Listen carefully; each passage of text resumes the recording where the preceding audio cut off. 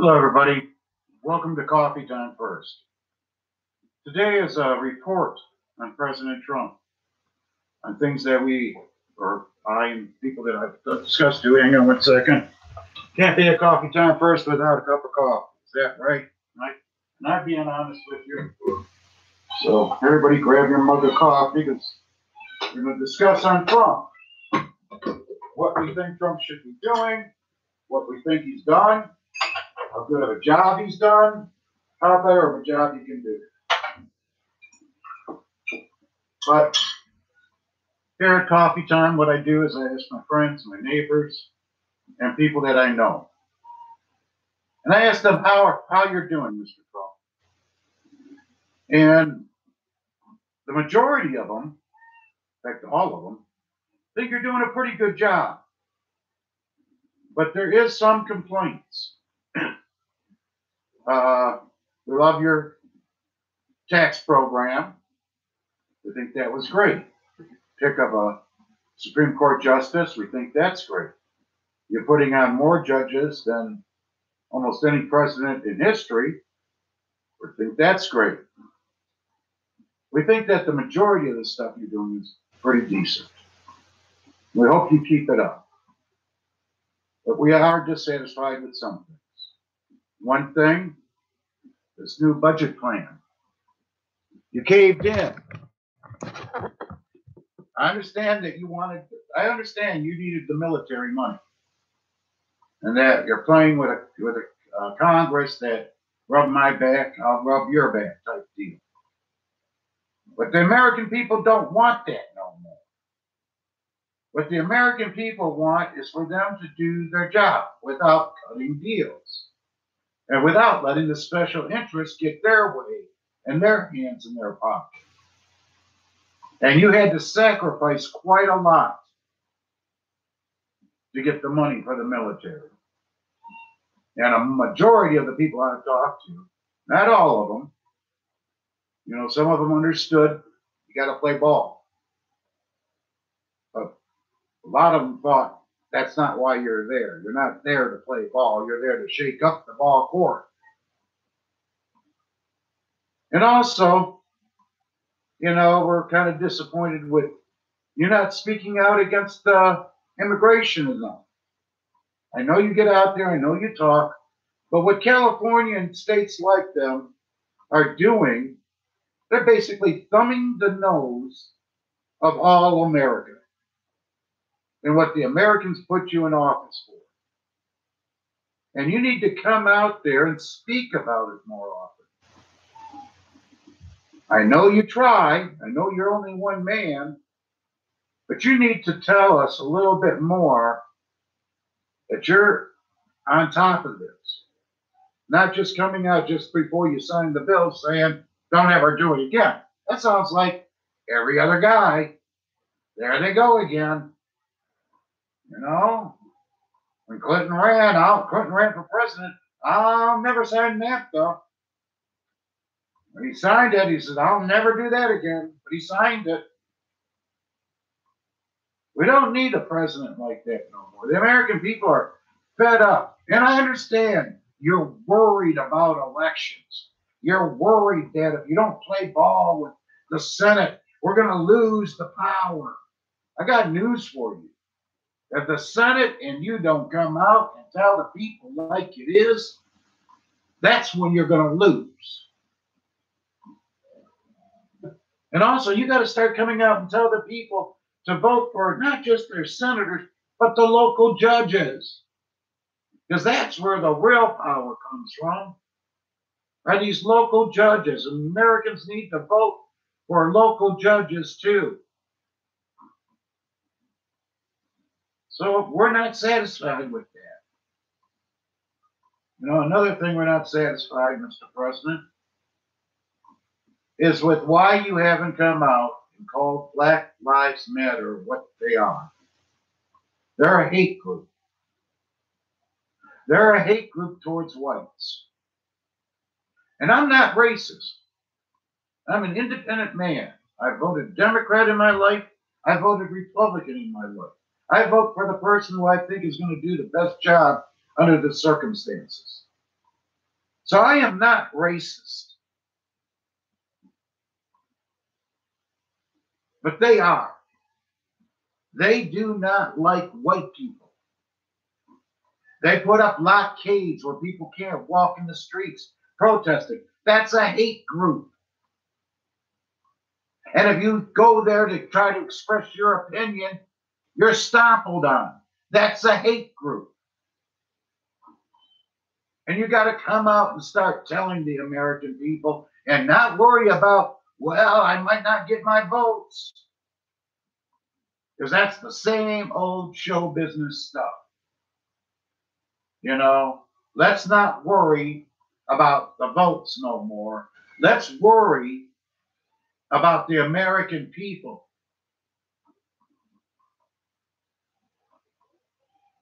You need to come out and say something about this. And not worry about what these liberals have pulled out of the closet with this woman. We don't care. To be honest with you, they didn't care about Monica Lewinsky. We don't care about this woman. We really don't care. If you did something with her, tell us. We won't care. If you didn't do nothing with her, we don't care. Everybody I've talked to, and I've talked to a lot of people about this, and all of them said the same thing. We don't care. What we care about is what you're doing with the trade negotiations, creating jobs, putting America back on its feet. But we also care about you changing the American government. It has become a cesspool. It needs to be cleaned up. We got senators in there cutting deals just to keep their job. You know, they're rich off of being a senator. They didn't get rich off their pay. They got rich off their special interest groups. Democrat and Republican alike. You know, you think that the American believes what the Democrats are saying about you or about anything? Do you think we would believe even what the Republicans are saying? No. We don't believe any of them. You're only kidding yourselves if you think we believe what they say. The average American doesn't give a shit. What they believe in is action, where they can see it with their own eyes. Because we have come so numb by the politicians' talks that it's just like the fake news. We turn them off. We don't believe any of them. We got to look it up on YouTube. We got to look it up on the internet. We got to read. That's one good thing that might come out of this. People are actually reading more, even though it's a tweet. You know, maybe it'll lead them to a book. God forbid a book. Dangerous words, I know. Maybe not politically correct no more. Read Julius Caesar. You know, or Hemingway. That might not be too politically correct to read books. Because I guarantee you, you start reading the great writers, and political correctness people will start climbing in on you saying how racist they are, or how womanizing they are. You got to stand up for us, Mr. Trump. You got to stand up for the American people on this political correctness. You ran on that. You got to start telling them, hey, guys, back off. You got to say it on national TV, not behind closed doors, or where a news agent heard from someone else that you said this. You got to come out and tell enough of this. And use common words like bullshit. Call an asshole, you know?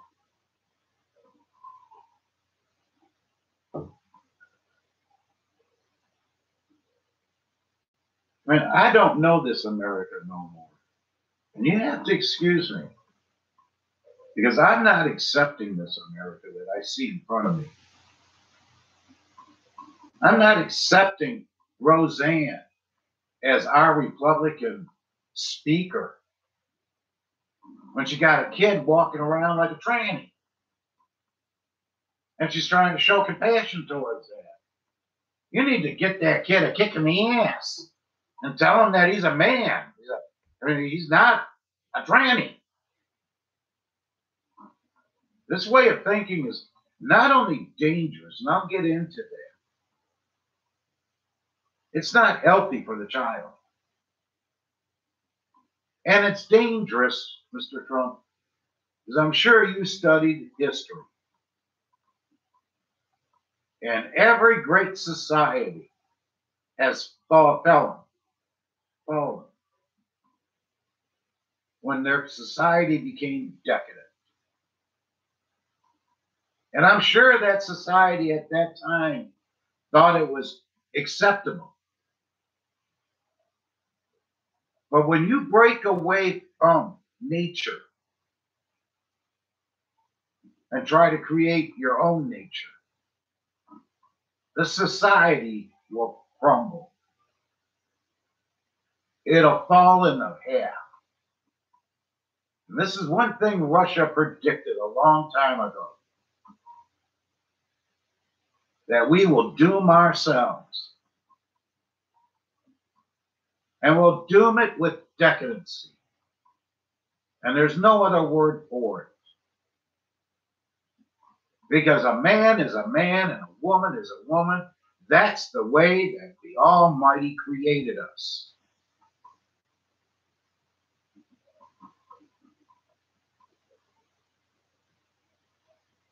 Political correctness. I don't get it. I don't understand it. And instead of saying the Black Caucus or this caucus or that caucus, you got to start coming out and say we're all Americans. It's not black and white. It's American. Are you an American or are you not? Do you want to make America great or do you not? Because if you just want to make a segment of society, a special interest group, that's division. And that's what the liberals prey on nowadays. And I'm not talking about the liberals of my time, of John F. Kennedy's time. I'm talking about these socialist liberals, these nationalist liberals. They're dangerous. They're dangerous to our society, our way of living, our well-being. They think that the great hope is for us to be a one-world government, and our government tells us how to live our life. That's dangerous. Take away the Second Amendment, they're going to take away the freedom of speech. That's dangerous.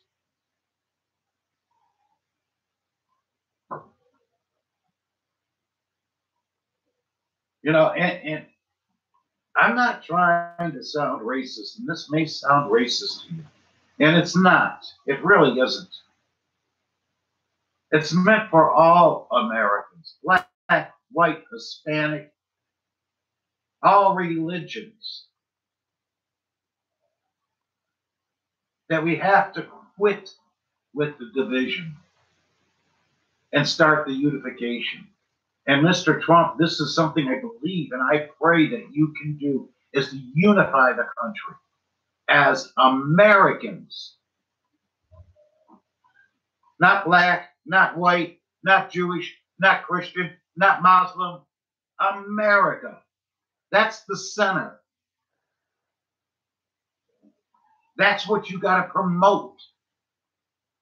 That Americans are of all creeds, of all nations, of all colors, and of all religious beliefs.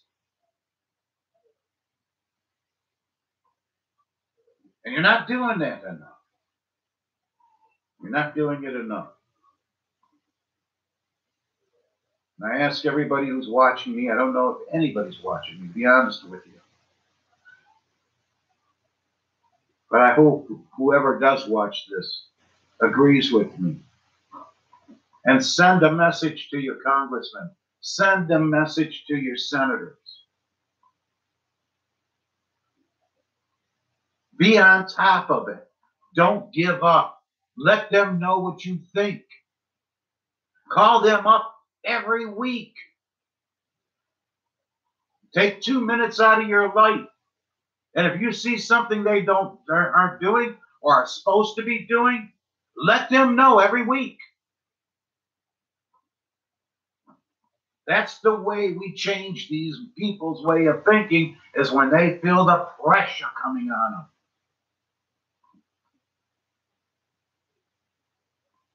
And I'm not asking everybody this, but on a personal note, I quit Netflix.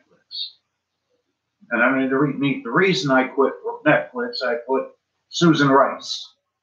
Because they just put Susan Rice as a board member of Netflix, which is another far left liberal taking over the media.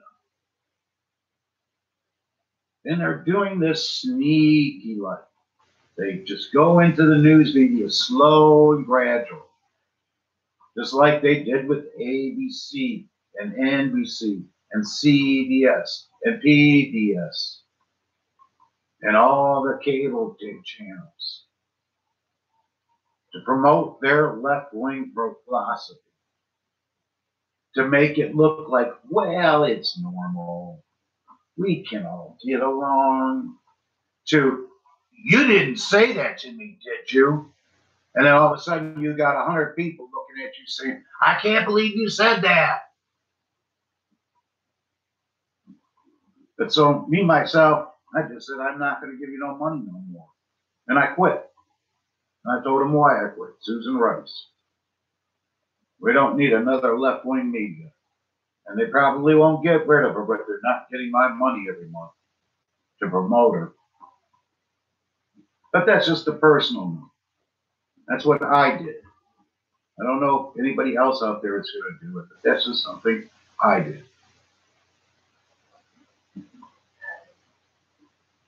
But really, that's all I have to say this week. Just a very short. But all in all, Trump, President Trump, you're doing a damn good job. And we're all proud of you. We just hope that you can do a little bit better. But we understand that it's just you fighting everybody. David and Goliath fighting the giant. And there's a lot of Goliaths and only one David. So keep it up. And one last footnote. Get them to investigate Hillary Clinton. You know she's guilty. So get them to investigate her. And tell that attorney general, if that's what you call him, to get off his butt and start doing his job. Seems like he always wants to quite not get there.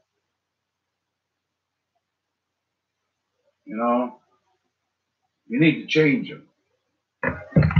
This is Mike Rice from Coffee Time signing off.